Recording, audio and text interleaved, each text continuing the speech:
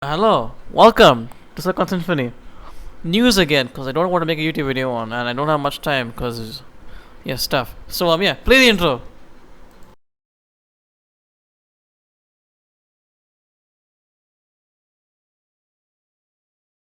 Okay, let's get straight into the news. Starting off with WhatsApp. So, yeah. WhatsApp warns it'll exit India if it's asked to break end-to-end encryption. Why am I talking like this? Okay.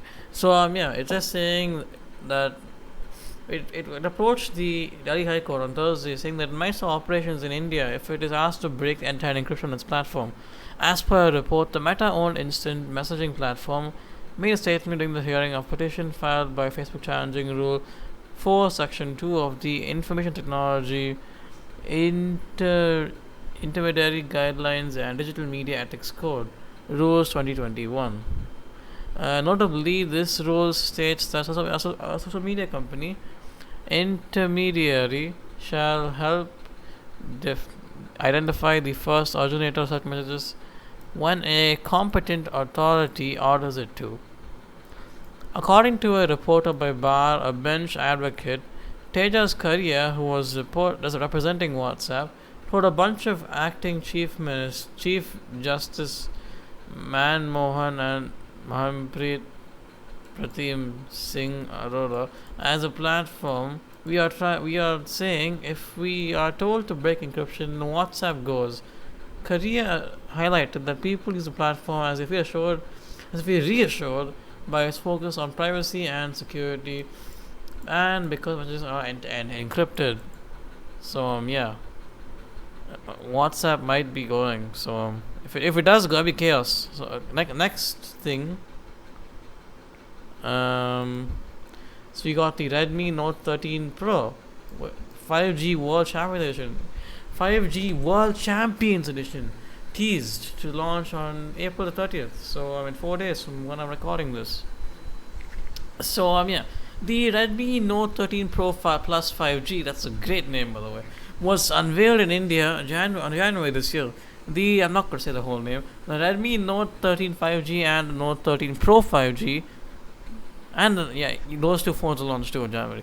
The phone comes with a full HD AMOLED display, Full HD Plus, sorry, and a Android 13 based MIUI 14.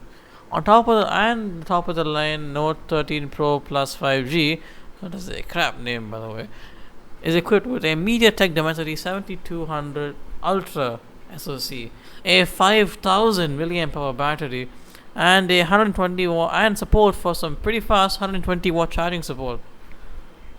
So yeah, but that would yeah, and a 200 megapixel triple rear camera. Why am I talking this is a paid ad, by the way? It's not. I don't know.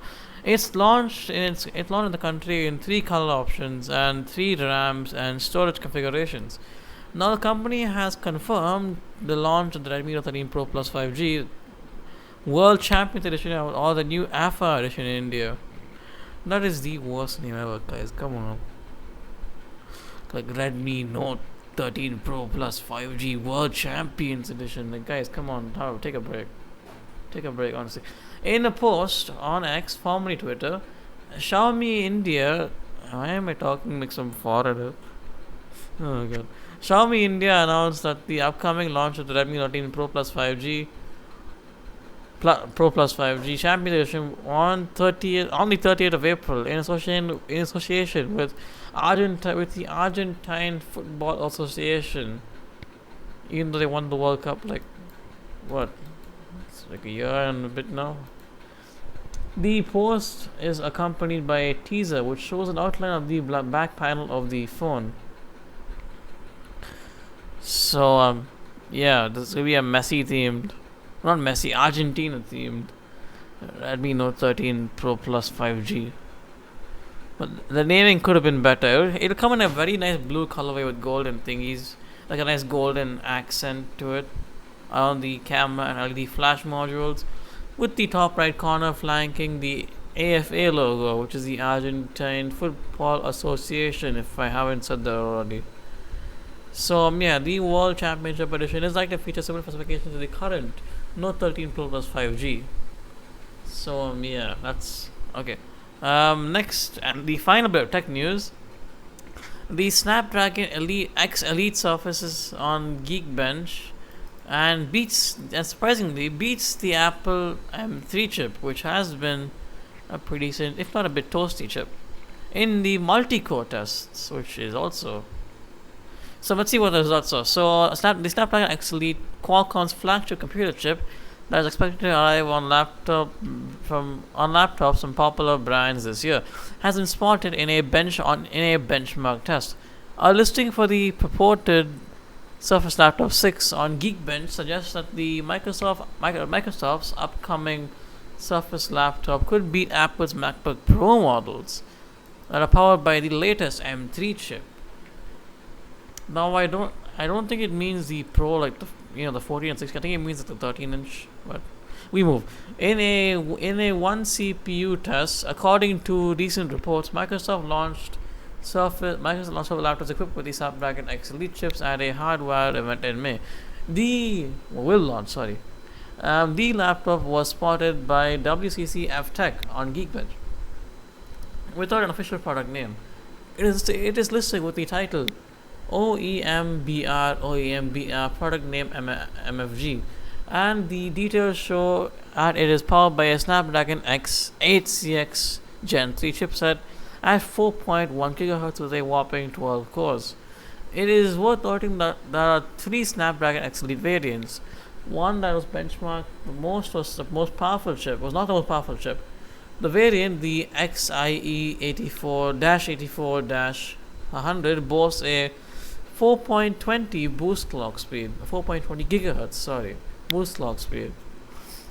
Oh wait, they mean the 14-inch MacBook. You know what's actually kind of sick? Is it the M1 Pro or the M1? Okay, M3. Sorry. Yeah.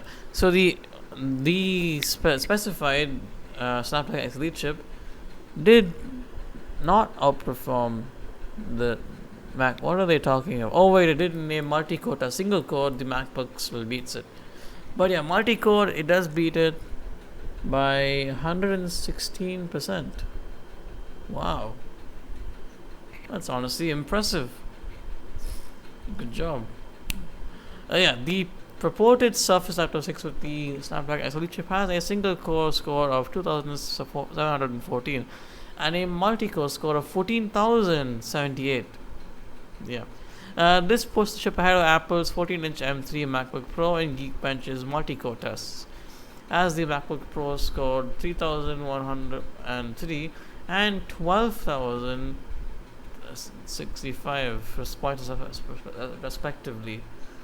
So it's like 2,000, I think, 2013 points, 2013 points difference between the two. So yeah, that's pretty impressive. Snapdragon, keep it going. So we're moving on to the car news. Toyota has launched the BZ3X ES. What are these crap names? My God, BZ3X SUV. Oh God, we're going in a bad place with names. So yeah, the BZ3X EV is a 5-seat SUV that is being evaluated for the international markets, including Europe. So Toyota has unveiled a new electric SUV dubbed the BZ3X at the Beijing Motor Show.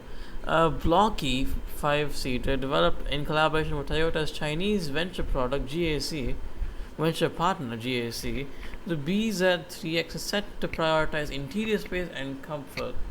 The BZ3X was unveiled at Beijing and alongside the BZ3C. That's also a bad name. Okay.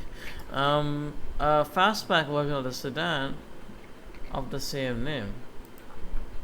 Is that a sedan? It looks like an SUV from the photo. I'm a confused human being. Okay. Its minimalist interior relegates most controls onto a large infotainment touchscreen. Guess where they got that idea from? In keeping with the Chinese market appetite for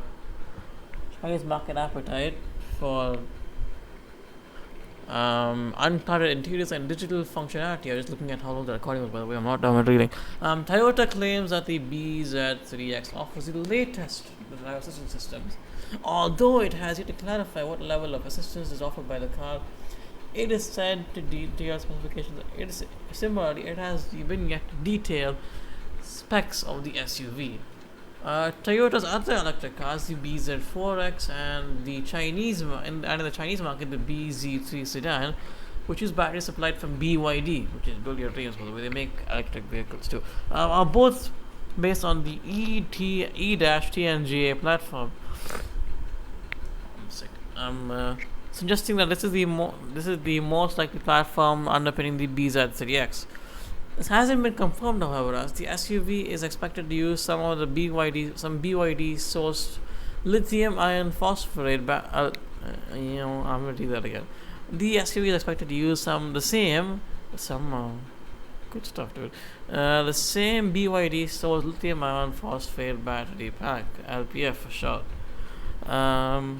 Which LFP for short. Iron is F in the periodic table. Okay, which yields a large range of around 600 kilometers, which is actually pretty impressive. That is in part thanks to the sedan's low drag coefficient, a product of an aerodynamically friendly cues such as the flush door handles with various air channels. Why am I saying it like that? Across around its exterior. So yeah, it'll go on sale in China next year, and the company spokesman told us. I'm reading this from Autocar, by the way. A company spokesman told Autocar sister publication Autocar UK that the latter is undergoing a detailed evaluation ahead of a potential European launch. So it could be going to Europe soon. Europe. Cool. Okay, so the Volkswagen Tiguan, not Tiguan, no. The India-bound Volkswagen Tyrone debuts at the Beijing Motor Show.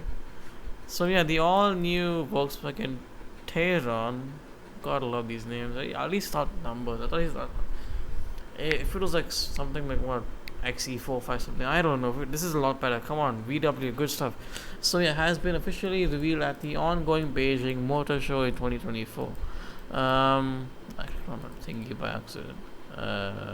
China is the first market where this SUV will go on sale.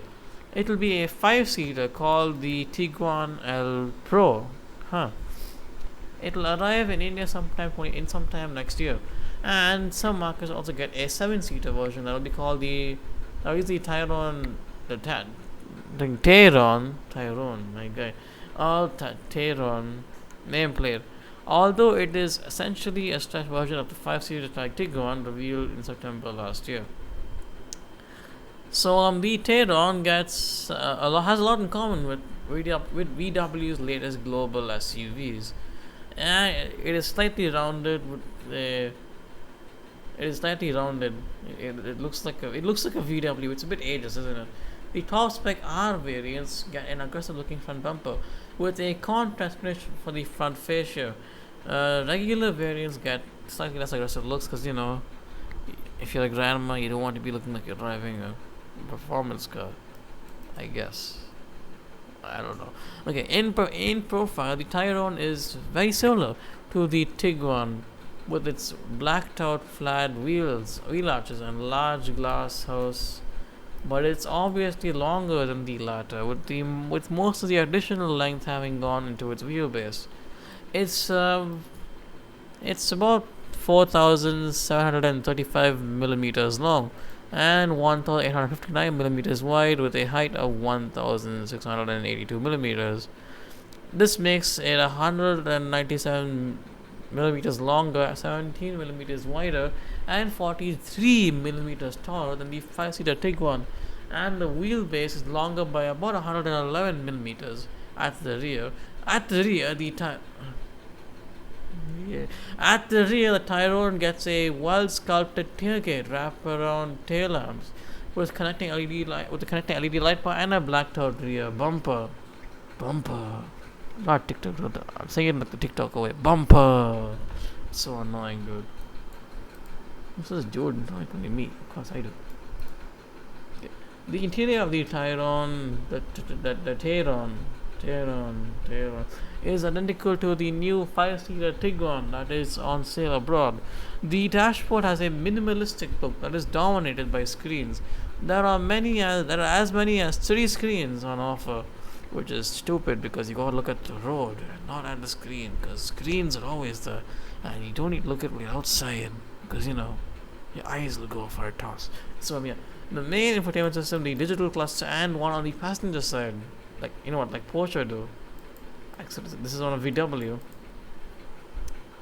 So yeah, the infotainment system, the infotainment display incorporates a backlit slider control at the bottom, similar to the Tiguan.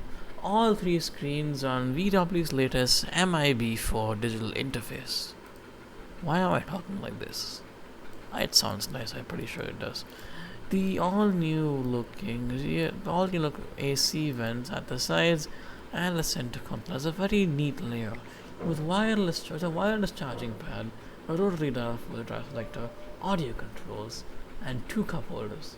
Interestingly, there's also a large storage area below the center console, much like we see in born EVs. While there are not many physical controls, the steering wheel does feature some traditional buttons and switches, unlike Tesla's. In China, the Tayron is offered with a 2-liter 4-cylinder turbo petrol engine in 2 states of tune. Both versions made to a 7-speed dual-clutch automatic transmission, aka Volkswagen's iconic DCT, and it gets an optional all-wheel drive system as well. The entry-level variant produces 184 horsepower and 320 newton-meters of torque, while the higher spec variants produce 217 horsepower and 350 newton-meters of torque. So yeah, it could also offer a 1.5-liter PHEV, which is a plug-in hybrid 5-seater Tiguan, 5-seater Tiguan available in other markets in the Tayron. The PHEV uses a 19.7 kilowatt-hour battery pack that is claimed to offer an electric range of up to 100 kilometers, which is good, I guess, for a PHEV. The domain is said to be seen. Why do I sound like David Attenborough? Which is of these powertrains, which will be brought to India. Although it's likely to be a petrol-only model, the new Tayron is based on Volkswagen's new MQB Evo platform that also underpins the new Skoda Kodiaq, among other VW Group models. The following Tayron has been described by the Volkswagen brand CEO Thomas Schaffer as a global product. Following China, it will also be manufactured in Germany, Mexico, Peru. Additionally, the SUV will be assembled in India via CKD kits, which will arrive here in 2025. And it will follow the rival, the Jeep Meridian and the Skoda Kodiaq, among other single-price SUVs. Okay, quick little rant. Why are names in cars so bad these days? Honestly, the names and everything. Let's keep it simple. Like, I think Apple do this quite actually. They don't what's a good I guess Volkswagen do that with the Golfs. I don't know what's a good little name. Like just easy. Like let's say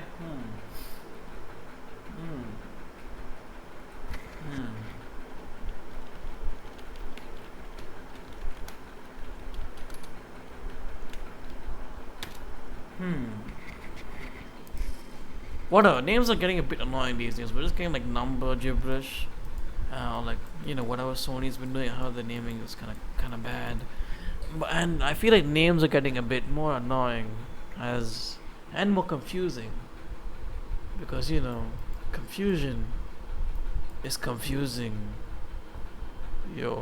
But I think a good example of a proper solid naming scheme is probably the iPad, because there's not iPad X, iPad Pros and iPad Airs, but everyone knows about it. It's just the new iPad and the old iPad, and you have the new iPad and the iPad Air and the iPad Pro. No gibberish, no number mash, just a name. Another good example could just be, but your names are getting a bit annoying. Why am I ranting? It's a news video, guys. I shouldn't be ranting. It's already been 20 good minutes. So yeah, finally, the Mahindra 3XO has Mahindra has leaked the interiors for the 3XO, which is an upcoming SUV based on the XUV 300. So yeah, the interior has been revealed in a teaser video, and it looks just like how I expected. Good stuff, Mahindra. You never failed to meet my expectations. Uh, Mahindra has been drip feeding details about the upcoming XUV 300 facelift, the XUV 3XO, and the latest set of teasers have revealed the new dashboard, confirming a major decision overhaul for the SUV's interior. But for those who don't want to speak gibberish, it's basically just the interior of the 300. I mean, the XUV 400, which is the XUV 300 with an electric battery in it. It's that interior, pretty much. So yeah, I have a cold, by the way. Please, my voice is a bit bad in it. So yeah, I have a cold. Why am I talking like this? Okay. The 3XO gets a completely new dashboard that's shared with the XUV 400 EV. A larger 10.5-inch freestanding touchscreen infotainment system unit takes center stage, with middle AC vents now placed below it horizontally, as opposed to the vertical units seen before. The dated hatchback controls of the XUV 300 have been replaced with more modern looking switchgear, which still looks a bit dated, but it's not as bad. So cool. The steering wheel is also updated. However, it is different from the one seen on the XUV 400. There is also a new 10.25-inch fully digital 30FT cluster with crisp animations. Moreover, Mahindra has gotten rid of the silver embellishments that surround the infotainment screen and AC vents in favor of glossy black elements. A similar treatment is found on the steering wheel as well. The cabin of the XUV 3XO will continue to feature a dual-tone black and beige theme. Black and beige, never gets old. So yeah, new features of the compact SUV will include a first-in-class panoramic sunroof, so you have more space to just take kids out of it. Don't do that, by the way, it's illegal. As well as the new to this car, Adrenox connected tech features, which has already been seen on the 700 and the Scorpio N, and you can use it to like remotely control the AC and like door unlock, lock, and like diagnostics. But who's actually going to use that? People, I don't think anyone except for like maybe someone like just showing it to the family once is ever going to actually use that. But it's there, so I mean, who knows? Maybe you want to on the AC for some reason. Actually, that could be convenient in this. Okay, I'm just on a rant again. Apart from the dashboard design, the latest teaser has revealed that the new XUV 3XO will be able to dash from 0 to 60 kilometers per hour in 4.5 seconds, which is quicker than what we managed with the Hyundai Venue DCT and the Kia Sonet DCT in our road tests. I'm talking about Autocar, by the way. I did not test these cars. Autocar did. Shout out Autocar, by the way. I'm just reading this, but like, shout out to you guys. It's a good story. Yeah. The XUV 300 3XO will offer multiple drive modes, including zip and zap. What? What? Zip and zap? No, brother, it's here. I want to be here, there, and gone. That'd be so funny. That'd be so funny. What? Yo. Nah, zip and zap though. Come on. Try a bit harder. Zip and zap. Really?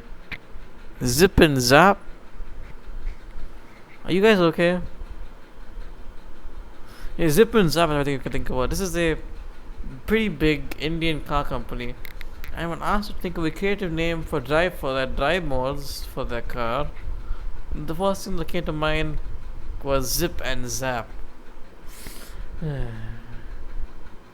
What is this? I mean, you could rise it like, what's with dish and dash? I don't know.